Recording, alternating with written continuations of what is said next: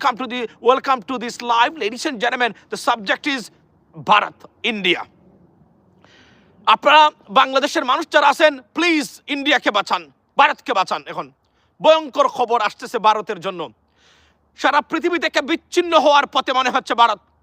মধ্যপ্রাচ্যে already red flag দেওয়া প্রত্যেকটা জায়গা থেকে ভারতকে নিয়ে, ভারতের এই আগ্রাসী প্রচণ্ড ধর্মবিরোধী অ্যাগ্রেসিভের কারণে, লেডিস এন্ড জেন্টলম্যান, তারা এখন প্রকাশ করতেছেন না, কিন্তু সারা মধ্যপ্রাচ্যের মানুষ এখন জানেন ভারত কি। তার একটা উৎকৃষ্ট উদাহরণ হলো আপনার ইউনাইটেড আরব আমিরাতস, আরব এমিরেটস ভারতীয়দের ভিসা সম্ভবত চিরদিনের জন্যই বাতিল করতে যাচ্ছে।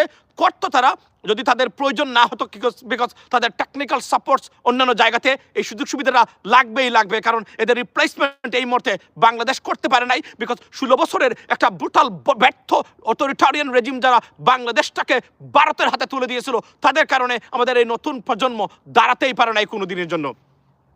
আমি বলে রাখি, নতুন খবরটা হলো ভারতের জন্য আপনারা জানেন যে প্রত্যেকটা পার্শ্ববর্তী বা নিকটবর্তী দেশ যেগুলা দূর করে তাড়িয়ে দিচ্ছে ভারতকে, এত বড় দেশ হওয়ার পরেও।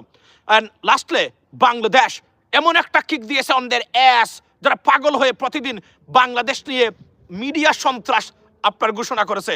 সব ষড়যন্ত্রকে রুখে দিয়ে বাংলাদেশের মানুষ ভারত থেকে বাংলাদেশকে মুক্ত করেছে, এবং ভারত বেপরোয়া পাগল প্রায়, কারণ তাদের সব কিছু এখানে তারা আপনার বলতে গেলে আপনার লস্ট করেছে বাংলাদেশ কেন্দ্রিক।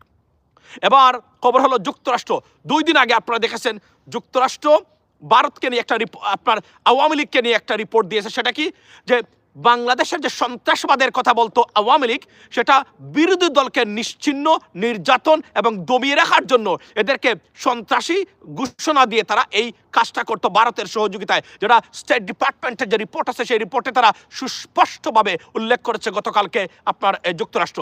আজকে হলো আপনার Switzerland, the most peaceful country and the paradise on this planet, Switzerland ইংরেজিতে আমরা যাকে বলি, বা বাংলাতে সুইজারল্যান্ড তারা আপনার ভারতকে বিশেষ ট্যাক্স সুবিধা দেওয়া সেটা বাতিল করেছে।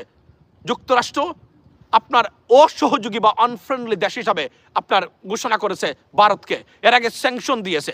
অর্থাৎ কল্পনা করতে পারেন ভারতের জন্য কী ধরনের খবর আসতেছে। যুক্তরাষ্ট্র যেখানে ভারতকে বিভিন্নভাবে ব্র্যান্ডিং করে যাচ্ছে প্রত্যেকটা দেশ থেকে আপনার বিষয়ে, সেই জায়গাতে আমি মনে করি যে it's a bad news for India at the same time and the Awami regime. So ladies and gentlemen, hi officer, how are you? So it's not a good sign for those countries like the United States government. They declared India along with other countries one of the most unfriendly nation on this planet. Although they have a serious ties with the United States, I mean, honestly speaking, to tackle Chinese aggression, in this area. So think about that. যুক্তরাষ্ট্র যদি ভারতের মতো দেশকে এইভাবে tackle করে থাকে, তাহলে কতটা ভয়ঙ্কর এবং বিপদগ্রস্ত অবস্থায় ভারত পতিত হয়েছে। অর্থাৎ ভারতের যে আগ্রাসী এবং সন্ত্রাসী মনোভাব নিয়ে বিভিন্ন দেশে হস্তক্ষেপ করার যে মানসিকতা এবং পরিকল্পনা, সেটা যে ব্যস্তে যাচ্ছে এবং প্রত্যেকটা জায়গা থেকে people are kicking out India. This is a good sign. It's not a good sign for India. এবং সেই ভারত বাংলাদেশটাকে কুক্ষিগত করে এখানে রাখার জন্য এবং তাদের এজেন্টকে আবার পুনরায় রিহেবিলিটেট করার জন্য into Bangladeshi politics, they're trying their best and they've gone mad. So they're trying every single day to destabilize Bangladesh by pouring or spreading propaganda, misinformation about Bangladesh on internet. They declare war against Bangladesh on internet, and misinformation's pouring on internet from all sides of Indian media. That's a bad news, but the good thing is we are united against this aggression against India. Against Bangladesh, and the people of Bangladesh will protect Bangladesh, the sovereignty and independence of Bangladesh. Ladies and gentlemen, be united, be together, or be on the same page so that they cannot harm us, right?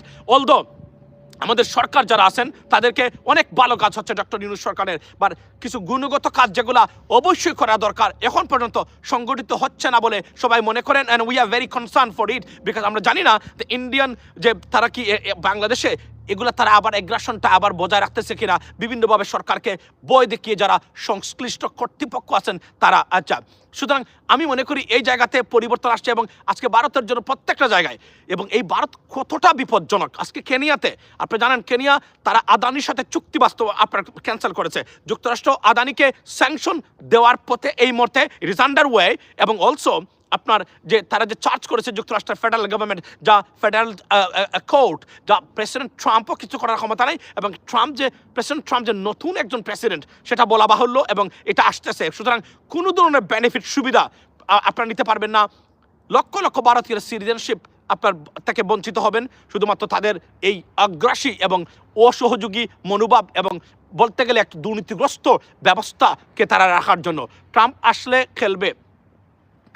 যে খেলবে না তার একটা উৎকৃষ্ট উদাহরণ হলো প্রত্যেকটা জায়গাতে, কারণ প্রেসিডেন্ট ট্রাম্প যে নতুন মানুষ যিনি ঘোষণা দিয়েছেন এবং সেটা নতুনভাবে বাস্তবায়ন করবেন। সুতরাং বলার বাহুল্য যে অনেক খেলা বাকি আছে, এবং এরা যে প্রতিদিন একঘেয়ে হচ্ছে, এবং তারা, আমি আপনাকে বলি, যুক্তরাষ্ট্র থেকে যদি যে বিশেষ সুবিধা ভারত পেয়ে থাকে সেটাও বাতিল করে দেয়, don't be surprise, because Russia Ukraine ওয়ারে I mean, United States government, they are very angry with the Indian activities. I mean, during this relating to Russia-Ukraine war, ladies and gentlemen. So also, আমি আপনাদেরকে বলতে চাই যে এই ভারত এই দেশটাকে, আমাদের দেশটাকে এই 15 বছর 16 বছর ধরে কিভাবে কুক্ষিগত করে রেখেছে তার একটা নমুনা হলো এই বিশ্বের সবচেয়ে বড় বড় দেশ সুইজারল্যান্ডের মতো দেশ একটা দেশের বিরুদ্ধে যদি অ্যাংরি হয়, সেখানে বা ক্ষুব্ধ হয় বা সুবিধা বাতিল করে দেয়, যে কোন কারণে হোক, বুঝতে হবে এই দেশটা কোন পর্যায়ে কতটা অ্যাগ্রেসিভ। এবং এই যে আপনার খালিস্তানপন্থী নেতাদেরকে হত্যার কারণে আপনার বর্তমানে ভারতের অবস্থানটা সারা পৃথিবীতে ভয়ঙ্করভাবে নাজুক তাদের এই আগ্রাসনের কারণে। এবং মধ্যপ্রাচ্যের প্রত্যেকটা দেশ ভারতের বিষয়ে রিএভালুয়েট করেছে তাদের সম্পর্ক এবং তাদের অ্যাক্টিভিটিসগুলো।